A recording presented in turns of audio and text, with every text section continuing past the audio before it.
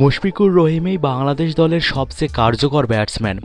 তিনি পারফর্ম করলে দলের চেহারাই বদলে যায়, এমন মন্তব্য মাশরাফি বিন মুর্তজার। ত্রিদেশীয় সিরিজ খেলতে বাংলাদেশ দল এখন আয়ারল্যান্ডে। তার আগে ঢাকা ভিত্তিক একটি অনলাইনকে দীর্ঘ সাক্ষাৎকার দিয়েছেন মাশরাফি। সেখানেই তিনি বলেছেন যে বাংলাদেশ দলে মুশফিকুর রহিমই সবচেয়ে কার্যকর ব্যাটসম্যান। এ প্রসঙ্গে মাশরাফি বলেন, বাংলাদেশের ব্যাটিং লাইন আপের সবচেয়ে গুরুত্বপূর্ণ জায়গা হলো ৪ নম্বর জায়গাটা, যেখানে ব্যাটিং করে মুশফিক।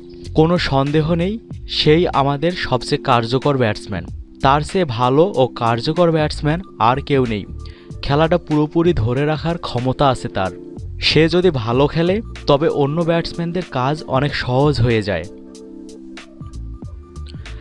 আয়ারল্যান্ড ইংল্যান্ডে কন্ডিশনে কতটা কী করতে পারবেন তার সামান্য প্রমাণ প্রস্তুতিতেই রেখেছেন মুশফিক।